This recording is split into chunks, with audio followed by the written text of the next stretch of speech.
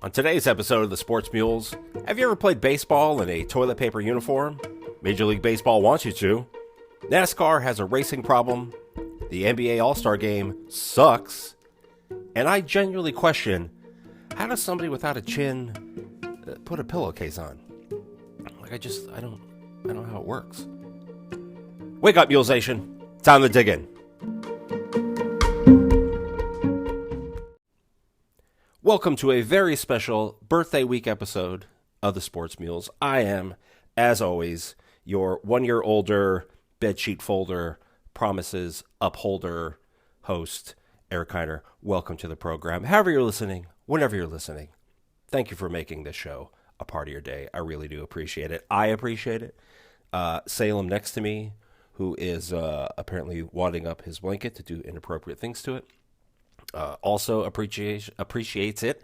I'm going to turn away from him and give him some privacy to do what he has to do. No judgments, right? This is a safe space. This is a judgment-free zone. Mazel tov to him. So, but yes, I hope you guys are having a good week. I'm obviously having a great week. It's birthday week, right? Turned 48 on Tuesday. Did I turn 48? How old am I? I think I'm 48. I had a birthday on Tuesday. The year and my age is still up for debate, but I did have a birthday on Tuesday. Taco Tuesday, a birthday. I mean, what can be better than that? Off this week as well? I mean, I'm winning this week. I'm winning the week. And I hope you guys are as well, right? I hope you're having a good week. You know, the weather's turned. It's been nicer out. The sun's out, shining. You know, it's been warmer. It hasn't been sub-zero. It's just been a much better time, right? So we're not all on the struggle bus here, like we have with, that usually happens in the dead of winter here. And we all have moments of struggle bus, right? We all have times, but fall down 100 times, get up 101. That's what matters. And, as long as we don't have struggles like people trying to put on pillowcases without a chin, which was something that was brought to my attention yesterday. It is a conundrum. How does that work? Like, what are the logistics? Like, do you have to purposely try to gain weight or at least get fat in the face so maybe you get an extra chin? Well, I guess it wouldn't be an extra chin. That would just be a chin. If you had no chin and then you got fat in the face, you wouldn't have a double chin because it would be your first chin. Do you have to fat chin it? How does it work? That would be a great invention. There should be an invention for that. I know you could put it on with, get your hands in there and just, start shaking around, like you're the world's worst babysitter. Just shake it. Shake it till you put it on the bed. I'm sure somebody will get offended by that, but I don't care because it's my show. So, but yeah, I just wonder how that works. How do you get that on? What other problems do you have? I don't, somebody, if you're having a tough time and somebody's like, well, sometimes you just have to take it on the chin. Do they take offense by that? They're like, who the hell do you think you're talking to? I guess you have to say that to somebody who's, deaf. Who are you talking to? Me? What? Anyway, I'm on a tangent here. The coffee has not yet kicked in, but yeah, I hope you're having a great week, and I hope you have some good plans for the weekend. But yeah, today's show, there's a few different things I want to try, and we'll get into here. And if the people, all four listeners don't like it, well, that's just too bad then. I don't really care. I'm joking. I love you all. So, yeah, here's my horn. Womp, womp, womp, womp. Sports are next. Get ready. So we kind of discussed it a little bit last week in the, the things to watch for the new baseball season. But in the last few days, it seems to have, really ramped up as more MLB players have arrived at spring training. And, more and more merchandise has been available and people to buy it. The quality of the uniforms this year is not just somewhat gone down or the players aren't happy with it. It is visibly noticeable how cheap looking and cheap material that these new uniforms are. And now we're not just talking about the jersey tops in general, right?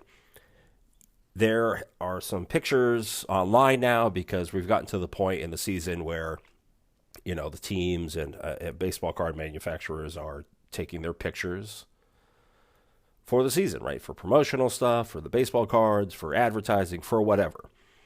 And there's two that are super noticeable. There was one of and I can't place him at the moment, I apologize, of a Seattle Mariners player kind of doing one of those in locker room conversations about, whatever, so they can use it for promo stuff. And he is in full uniform, home white uniforms, which, side note, are not really white anymore. They're a little off-white. But he's in full home uniform, and you can clearly see his top jersey in his pants. Like, you can just see it visibly, clear as day. You don't have to look hard. It's right there. Like he's wearing saran wrap for pants. If he had a quarter in his pocket, you'd be able to tell what year it was. Like, these uniforms are terrible. And the people, players keep complaining about them. People have gotten their hands on them, are not fans of them at all. And there's a few things. So in 2020, Nike entered into a contract with MLB. The old manufacturer was actually bought by Fanatics, and we'll get to these POSs in a second. But they bought Majestic out, which used to be the old uniform manufacturers who, would have their logo on the one left sleeve. It was very tiny, but, it was there. But they wanted to, hey, we make them, but this is Major League Baseball. There's a history here. And in baseball, history counts, right? But they got bought out by Fanatics, and in 2010 or 2020, MLB was going to originally go to Under Armour for a 10-year deal, and then something happened at the end, and then all of a sudden, Nike jumps in there, and now Nike gets the 10-year contract. And the last 3 seasons, 2020 to 2023, 3 or 4 seasons, is when you started to see the Nike swoosh is on the front of the uniforms, the jerseys. You see that, and then they also said, hey, we can put some shoulder advertising on here. So 2022 and then more teams last year, even our beloved Yankees who, you're not allowed to have sideburns or facial hair, said, well, it's okay. We'll have the swoosh on it, and then we'll get a shoulder sleeve sponsor as well. So, when they talk about history, sometimes you go, well, you care about your history and rules until there's a dollar sign involved. But the uniforms and the material were still basically what they always were, right?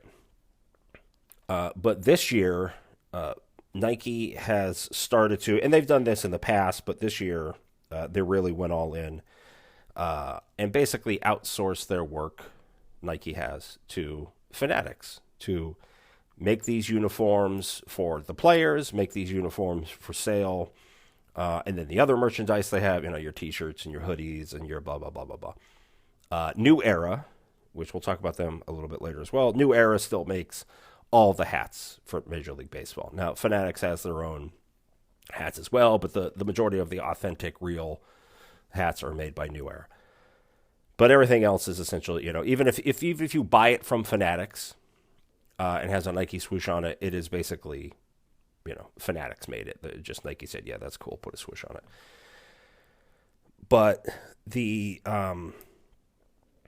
Fanatics has a bad history, and a well-known history from people, consumers who have said, this stuff isn't, they're good. The stuff they make is not good. It's not quality stuff. The old uniforms, if you got there, so there's 3 tiers. There's kind of always been 3 tiers, but the top tier is basically like, hey, this is the authentic one. This is like what the players wear. You got, if you wanted to, you get a name. It's sewn on the back. Numbers are sewn on it. The chest pieces up front. Everything is sewn on. Patches, whatever. Everything is sewn on. And then obviously quality goes down the lower you get. And the cheapest ones were basically, they were jerseys, but they're kind of more like T-shirts more than anything.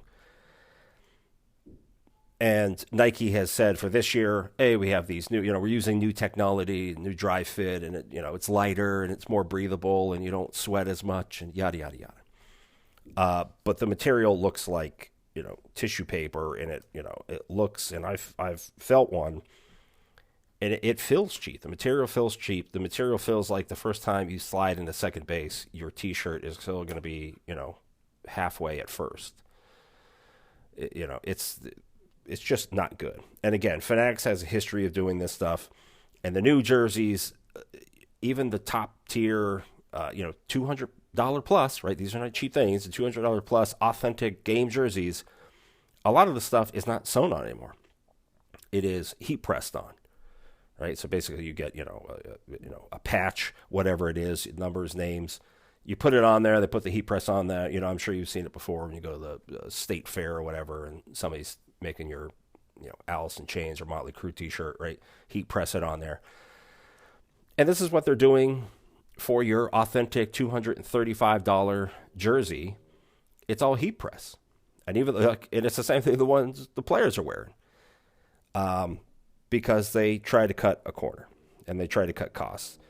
And again, Fanatics has a terrible history of just making cheap shit. And now we have uniforms that look like garbage. We have players that are complaining about them because of various reasons, and the pants included, which are apparently now see-through, so sheer. So, we'll be able to see who's circumcised and not in Major League Baseball shortly. But you used to be able to customize your pants as well. You can't customize your pants anymore. So players are upset about it.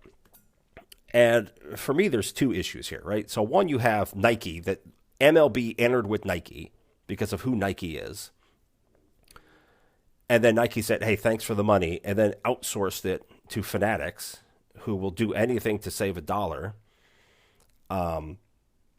And Fanatics, by the way, who has a monopoly in a lot of these things, right? So monopoly, or for Fanatics, they make stuff for NASCAR, Formula One, Major League Baseball, NFL, a lot of their apparel. Again, even if it says Nike, a lot of it is being made by Fanatics. And they make NHL stuff as well. And next year they are going to be taking over for Adidas, who currently makes the uniform or the sweaters, whatever you want to call them, for the NHL. Next year, Fanatics is going to be making them. So get ready, NHL and NHL fans. You're about to run into this problem next year. If you can hear drilling, I apologize. Again, the fucking Noodle Place that's been opening soon since February 2021 is finally over next door. I got a car shop next door. Anywho, so they are going to be making NHL jerseys next year. So get ready for that.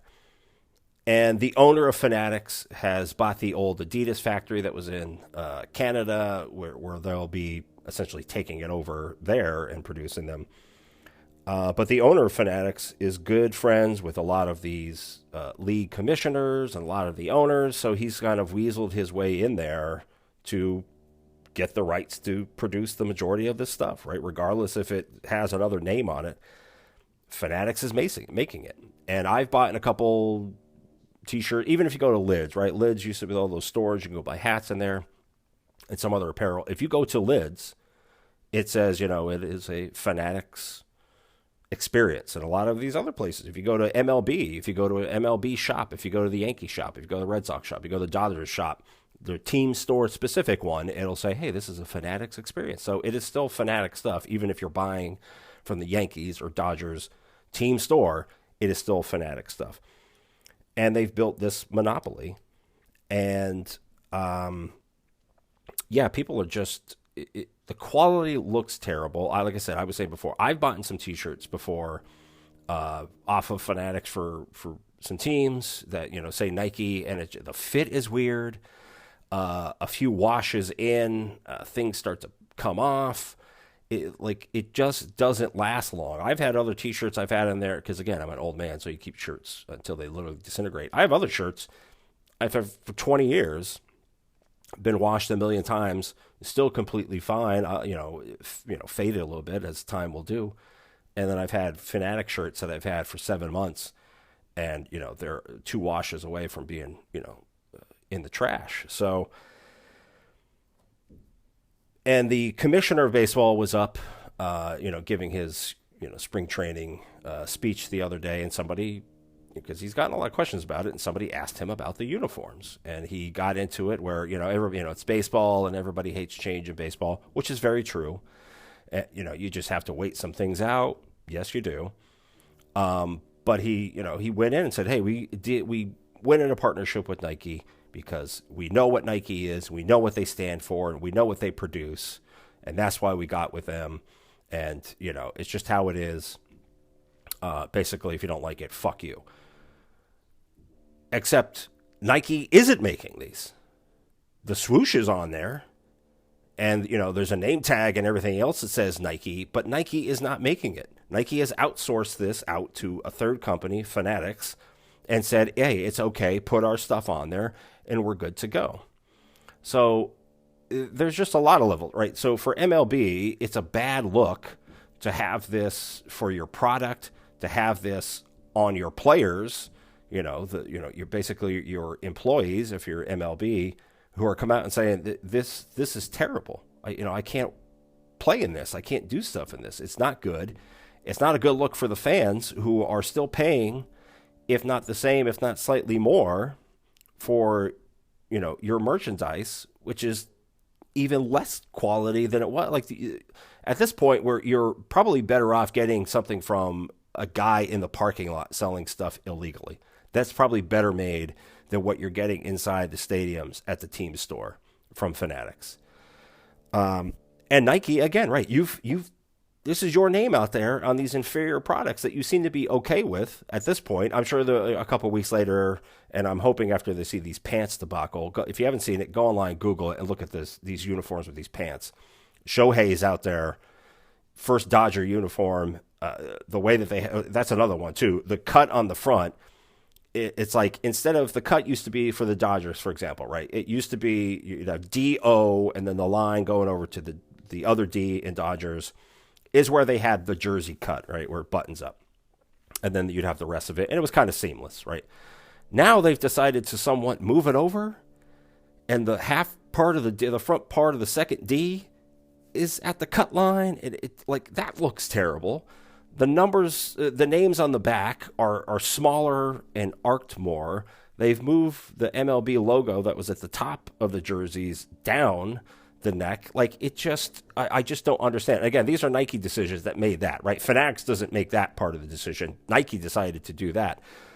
But, you take a shitty change design from Nike and then you add it to crap material from a crap company. It just makes it 10 times worse. So, and then Fanatics, again, who apparently doesn't care, who just comes out in all of these leagues, and half of their stuff is just inferior products, but they just keep dumping it out. They're making money. They don't care. But we'll see here how this goes as the season continues here. At some point, Major League Baseball players are going to have enough because they're, historically the most finicky of everybody. But this one I do hope gets changed, because it is it's a shame for these MLB players who finally get to the big leagues and have to play in stuff that you didn't get at T-ball. For fans to buy inferior products when they're already spending enough money that they probably don't have to go to these games and buy this merch and these jerseys, to get shammed by that. And for MLB and Nike and Fanatics to just be okay with how things are. It's just not a good look for them. And quite frankly, it's disrespectful to everybody else. So before we get into this news segment, I would just like to say, I think these guys are listening to me next door, because every time I stop recording or stop talking, they stop, they're sandblasting or whatever the hell they're doing. I walk by there every day. The place is 98% finished. I don't know what they're doing over there. I'm never eating there, by the way. I don't care. They could be giving out Handy J's and free food. I'm not going over there. Maybe Handy J's, but I'm not eating over there. These idiots ruin everything. God damn them. Goddamn. So, I mentioned it earlier, and I wanted to get into this as well, right? So we're talking about Fanatics and their quality assurance problems, we'll say. And then you have, like I said, they make everything, right? They're making jerseys, they got T-shirts, they got, they have their own hats that they make, and they're, trying to become their own brand. Next year, they're, like I said, making uniforms for the NHL, which will have a Fanatics logo on it, right? At this point, it is not them, being a third-party vendor. They are going to be producing them themselves. And just not good. Quality isn't good. They have a history of quality not being good. And then you have, like I stated earlier, for New Era, right? New Era makes baseball caps. And they have almost forever, right?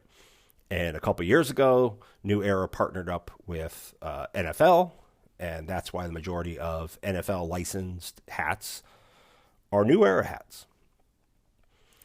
And New Era, I'm a sneaker guy, but I'm also a hat guy. If you don't believe me, go ask my mom, who yells at me all the time still for all the hats I have. They do a phenomenal job, right? Their quality and design is on point. You know what you're getting. It's incredible quality. They've obviously gone up through the years, as everything else has, but you buy a New Era hat, right? You buy an authentic Yankees game day hat. You know what you're getting. It is what the players get. It is top-notch quality.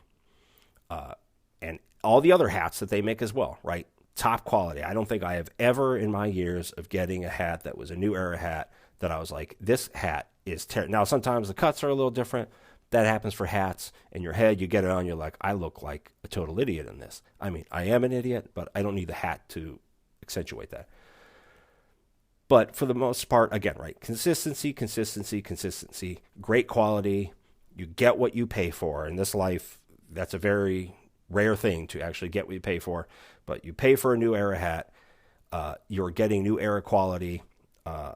Looks great, feels great, lasts forever. I still have hats from 40 years ago, right? They incredible hats. And it is like you have these two, end of the spectrum, who one is the leader in its field, because if you think of hats, what else do you think of other than Nike and Adidas and Under Armour making their own hats? That's just part of their apparel run. But like for this type of stuff, like New Era is the gold standard for hats, right? That's the gold standard. And you have Fanatics who just comes into this game and just uses whatever they can get their hands on. That's what it feels like a Pac-Man party. It's just out there, or Hunger Under Hippos, whatever they can grab. They're like, let's try to make something with this. But you have New Era, who has worked to build this relationship with Major League Baseball, who has gone out and expanded to get into the NFL now. And everything they do is just professional, top level, top notch, unlike me in about 10 seconds when I'm about to go next door and scream at these fucking idiots. Unlike me, New Era knows what they're doing and does it well and properly. And Fanatics is more like me, just run and gun, shoot from the mouth, and doesn't really care what other people think of them. One is how we should all be. The other way is Fanatics. So in a new segment, I was smart enough. I'm going to title this The Paddock, right? If anybody listens to one of my last week's episodes, because there was two, you're welcome. The racing one, we were giving you a breakdown on F1, right? We talked about the paddock, right? The paddock is the space behind the pit itself. It's where, all the other shindigs are at, and it's where the fun is. So we're going to do that now for our little racing segment. I don't know if we'll do it every week, but whenever we do it, right? The paddock. So welcome. And this past week this past Sunday was the Daytona 500. Actually, this past Sunday wasn't the Daytona 500 because it rained all freaking weekend. So this Monday was actually the Daytona 500. Happy President's Day. And at the end of the race, William Byron wins the race. He drives 24 for Hendrick, and who gives a shit, whatever this week's sponsor was. It doesn't matter. It'll change next week. But he wins the Daytona 500, which is a restrictor plate race. And for those of you who don't know what a restrictor plate is, I'm going to give you, 80% of all the mechanical knowledge I know, which is a restrictor plate. It goes in the engine. It restricts airflow, which restricts power.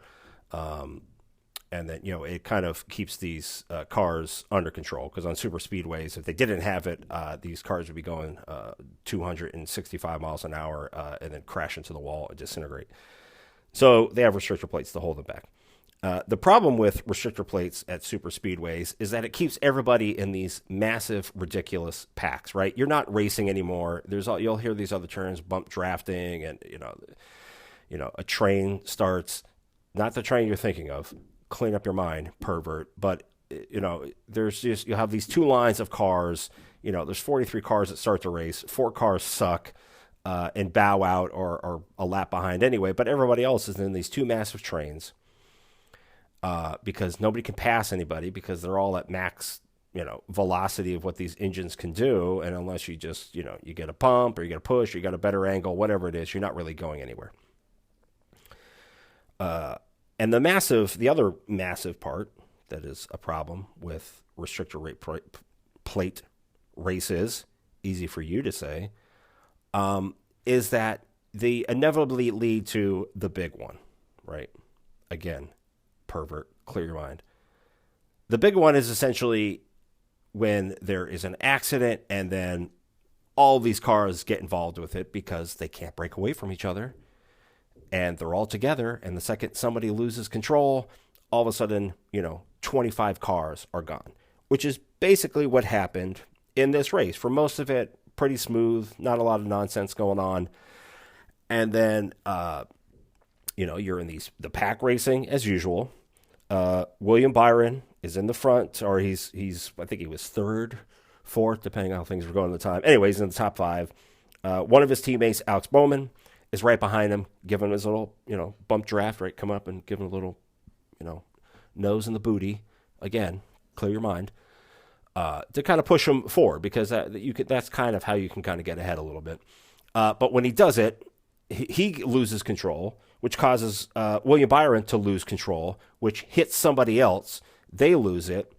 And then the big one occurs. The problem is 3 of the top 6 cars get out of it. 2 of which are Alex Bowman, or William Byron and Alex Bowman, who caused the fucking wreck. And everyone else, the other real legit contenders, are now taken out of it. So you go from a race where you had 43 cars to start it, 16 cars, are kind of contenders, 8 cars have a legit shot at winning it. And out of those legit chance of winning it, you have now taken out 6 of those. And then it is just a matter of survival for you to get to the end of the race without getting in some other big scrap up, which happens 600 times. Again, I hate the end of how NASCAR does their stuff where, if you're on the last lap and there's a yellow before you get to a certain point, then you got to start over, and they love throwing red flags so they can purposely stop the race, so make you start again and do these overtime rules. It's a bunch of nonsense, right? It's the Daytona 500. It's not the Daytona 515. But their rules suck. That's a whole other story. But at the end of the day, and even this has some controversy, William Byron and Alex Bowman caused this massive fucking wreck. You can argue me about it all you want. They caused it. It's on tape. We watched it. They caused this massive wreck. Hendricks just has more money than Jesus, so they get to stay up the front as usual in every race. They stay up the front. There's another caution at the very end. Did Alex Bowman win? Was he getting ahead? When did they throw it? We don't know, because again, like I talked about last week, even though there's 50 million fucking cameras, apparently NASCAR can't figure out who was where when something happened. William Byron wins the race. I didn't even watch it because once I got towards the end, I just turned it off because I'm sick of Hendricks cars. I'm sick of these degenerates who just, I don't want to get into it much, but half these team members they hire are just POSs. And they just have more money. But, yeah, so he wins it. Alex Bowman comes in second, I guess. Maybe he won it. Who the hell knows? But now William Byron run it now. Congratulations to Hendrick Motorsports for taking out 90% of your competition and then still screwing somehow one of your own team members on a win. But yeah, NASCAR needs to figure out what NASCAR is and whose audience they're trying to appeal to. Best cars, figure out something to do with these restrictor plates. Trust me, I know safety is the most important thing, right? It's paramount in all of this. I understand that. But this racing is terrible. I'm not a fan of it. And if you're only watching it to CMAS, the big one, and all these other wrecks, then you should probably go see a therapist because you have some sociopathic tendencies. I like to see the competitive part of it, right? Who just did it better? And maybe we should get back to the old school where, get rid of all these rules. We got to make it even and fair. No, you don't. It's racing. Racing's not fair. My car is faster than your car because I know how to do things better or I have a better driver. That's what racing is. Racing is not, let's all get in if that's the case, then get rid of manufacturers, get rid of all this other stuff, make one car, give it to everybody with the same specs and say, go race. Because this isn't racing. So, they need to figure out what they're doing. Figure out your rules. Figure out your playoff system. I still hate this playoffs trash. Again, we'll get to that more in the season. But, NASCAR just needs to figure out exactly what they're doing here because you're putting yourself in danger. They talk about safety, but you're constantly putting it in where these cars are going 220 miles an hour in a massive pack. I mean, how many times have we seen through the years where somebody's flipping through the infield because it gets caught on grass, which they still use instead of turf. So, a lip of this car catches it and then it's off and running. You can preach, driver safety all you want and then do things that put them in harm's way. So stop being hypocrites, NASCAR. Figure it out. That's my go F yourself NASCAR rant for the week. And then F1 testing started yesterday. 3 days. All the teams go to Bahrain, which is where the first race of the season is at. And, they get to actually take their cars out and they put them on the track, right? Because for most of them, they've maybe have gone and done a couple promotional laps around a track or gotten out there. But this is the first time they get to take themselves to an actual F1 track and really put their cars through it to see if all the testing they've done, all the simulation work they have done has paid off and, the car is doing what they thought it was going to do, responding how it was, how the drivers feel about it. They also get to go out, which I love, where they basically put these massive, spray paint certain parts of the car. So when the car goes out, they can see how airflow is going. And again, if things are doing what they're supposed to do. And then there's these massive, metal nets they put on the front of the car and the back of the car to see, air is flowing over. They got sensors on there to see if the air is doing what it's supposed to. Again, you have F1 doing this kind of stuff. Meanwhile, NASCAR is just, putting, 7-ton vehicles 2 millimeters from each other so they can all smash into each other. Race hail, praise Dale.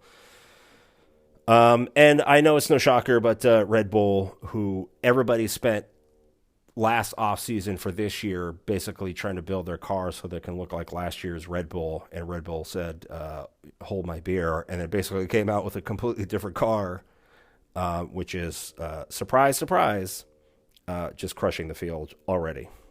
And Max Verstappen, who I love, is still a sociopath. So that's a trip around the paddock.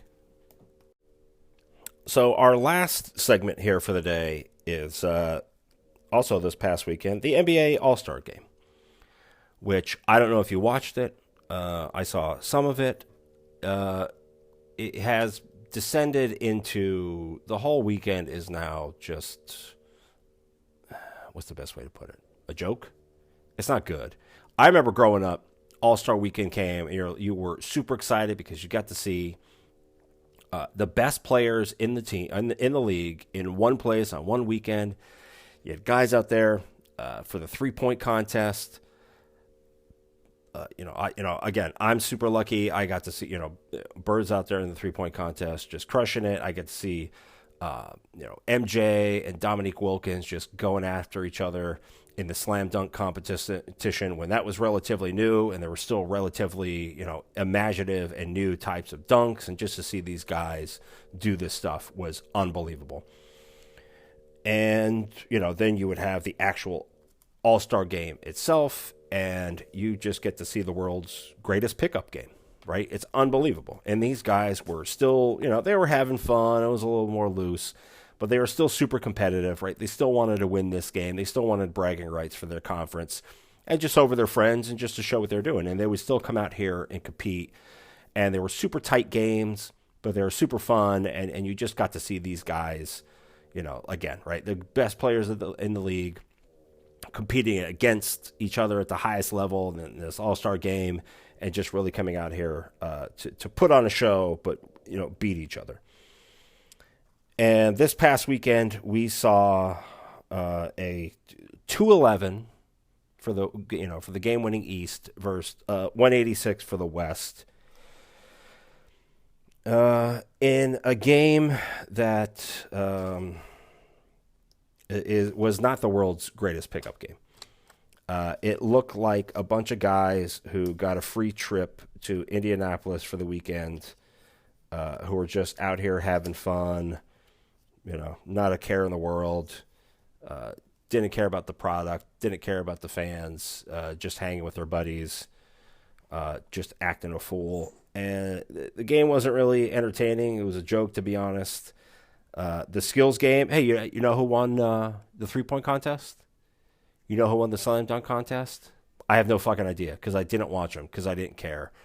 I saw some highlights, where they've got this LED court out there that they were playing on. I don't know how these people didn't have a fucking seizure.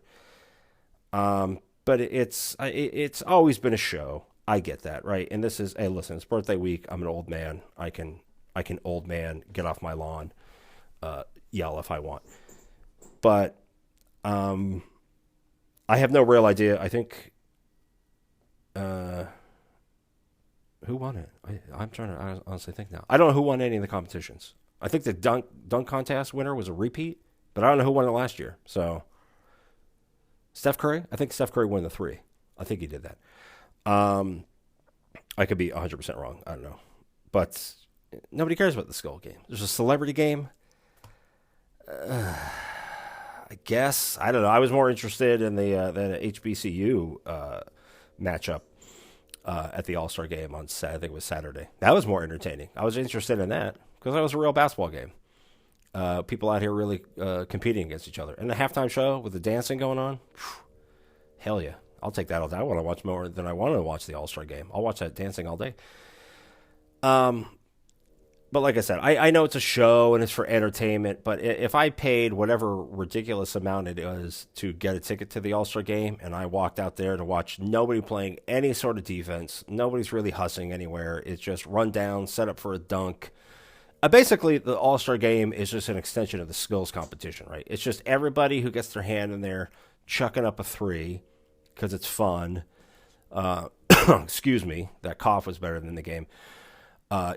Setting each other up for dunks because it looks good. Debuting new shoes. I don't know. It's like you come off the Super Bowl a week or so ago where it's the pinnacle of the sport, pinnacle competition, goes to overtime, and then a week later you get the All-Star game, which is just a bunch of people fucking off. If I want to see a bunch of people fucking off, I'll go back to work. Okay? Show me something. Make this ticket worth my money. But it wasn't. And it's just a shame to see something that I used to get so excited for, become something now that if I had not seen something Friday when I was looking for games for the weekend, and I was like, how come there's no games going on? And I was like, oh, it's All-Star weekend. If it wasn't for that, I would have known the All-Star game was going on. I know when it goes on, but I totally forgot because I was heading to birthday week. I had more important things to worry about. Me. So, but yeah, it's just a shame. So, I know a lot of these podcasts are just me telling people to be better, including myself. Be better, NBA. Be better.